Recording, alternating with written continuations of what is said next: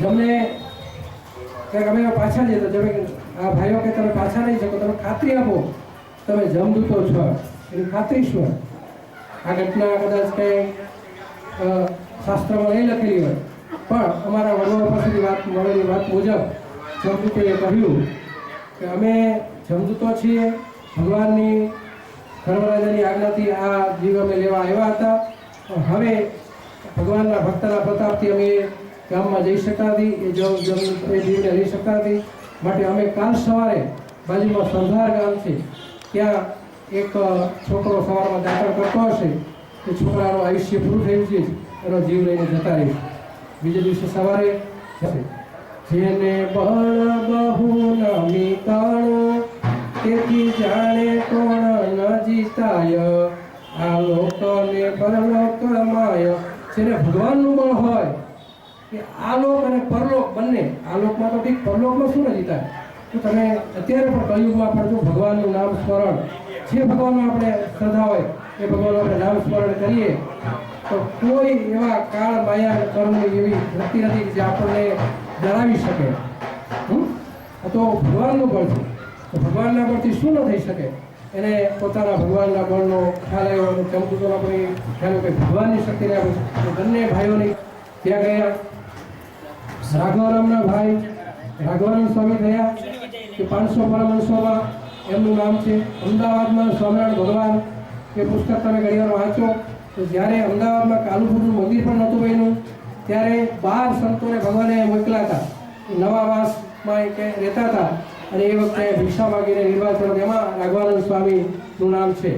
તમે ક્યારેય નારાયણ મ્યુઝિયમ જોવા ગયા હો, મ્યુઝિયમમાં પણ રાણો નામના ભાઈ હતા, એમના માજીનું કે માજીએ કીધું કે આજથી 11ના દિવસે મને ભગવાન લેવા આવશે, હું ભગવાનના ધામમાં જવાની છું. એટલે બધાએ કીધું આ માજી તો ગાંડા થઈ ગયા, આવું કંઈ બનતું હશે? તો રાણાભાઈએ કીધું કે આજથી 11ના દિવસે ભગવાન મને લેવા આવશે, હું ધામમાં જવાની. તો જેને આવવું હોય તૈયાર થઈ જજો. આવી તો ઘટના કે ભગવાનના ધામમાં થોડું કાંઈ બસ આવી ગઈ ચડી ગયા, વિમાન આવી ચડી ગયા ભગવાનના ધામમાં, ભગવાન કે ભાઈ પાગલ થઈ ગયો, આવું તો બનતું છે ના. ચોક્કસપણે ભગવાન આજથી 11ના દિવસે લેવા આવવાના છે, જેને આવવું હોય ચોક્કસ તૈયાર થઈ જજો. આવું કીધું ત્યારે એક માજી અને એક ભત્રીજો બે એમના તૈયાર થઈ ગયા, અમારે ભગવાનના ધામમાં આવવું છે. તો કે હું 11ના દિવસે જાઉં ભલે, પણ તમને ભગવાન મારા 12માના દિવસે લેવા આવશે, પણ ત્યાં સુધી તમે રહો. એટલે રાણાભાઈને 11ના દિવસે ભગવાનનું વિમાન આવ્યું. ગામની ફરતે બધાને જેને શ્રદ્ધા હતી એને વિમાન દેખાડું, બધા ગાને અમુક પ્રકાશ દેખાડો. થોડા સમયમાં સ્વામિનારાયણ ભગવાનની ધૂન કરી અને થોડા સમયમાં રાણાભાઈ એ પોતાનો દેહ છોડી અને બ્રહ્મ સ્વરૂપે ભગવાનના ધામમાં ગયા. એના 12માના દિવસે પણ જે ઘટના કરી એમાં માજી અને એનો ભત્રીજો બંને ધામમાં ગયા અને ભગવાન એને પોતાના ધામમાં લઈ ગયા. તો ભગવાનના બળથી શું ન બની શકે, ભગવાનના ઐશ્વર્યથી શું ન બની શકે? એ રાણાભાઈને ભગવાને વચનામૃતમાં લોયાના 3જા પ્રકરણમાં જે કેફ અને નિશ્ચયની વાત છે એમાં ભગવાને રાણા રાજગલીને યાદ કર્યા છે. તો કેવો કેફ હતો કે આખા ગામને એને કીધું જેને આવવું હોય ચાલો, ભલે એમાં પાપી જીવ હોય પુણ્યશાળી જીવ હોય, પણ ભગવાન ચોક્કસ લઈ જશે.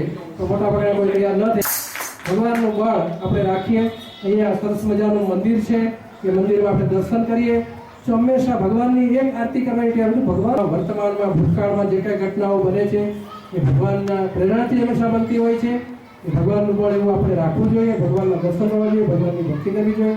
અને આવા ભાગવત જેવા ગ્રંથોને જ્યારે આપણે સાંભળીએ ત્યારે આપણા પિતૃઓનો ખૂબ જ જય સ્વામિનારાયણ.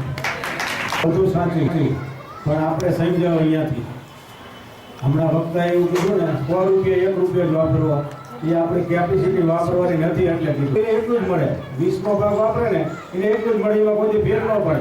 પણ ફેર પાડવાવાળા આપણે, જો નહીં ફેર પાડીને તો શું કે દવાઈ છે ખરો. અને વાગડ દેશના હરિભક્તો ગરીબ કેમ છે કે સ્વામી કે મહારાજને કોઈ હરિભક્તોને એવું કીધું જ નથી કે ભગવાન માટે ને સંતો માટે કંઈક લાવજો. બિચારા ગરીબ છે ને એટલે હું માગતો નથી, પણ કે તમે માગો હોય તમને કંઈક અર્પણ કરે ને તો જ એ બધા પૈસાવાળા થાય. કે ગરીબને ગરીબ ક્યાં સુધી કે રાખવા? પછી મહારાજની આજ્ઞા થઈ નહીં, હરિભગત પાસે કોઈ વાર રસોઈ લે, કોઈ વાર પોપૈયા મગાવે, ચીકુ મગાવે, કેરી મગાવે, એવું થોડું થોડું આપવા માંડ્યા, એમાં સુખી થવા માંડ્યા. તો સંતને અર્થે વાપરે ને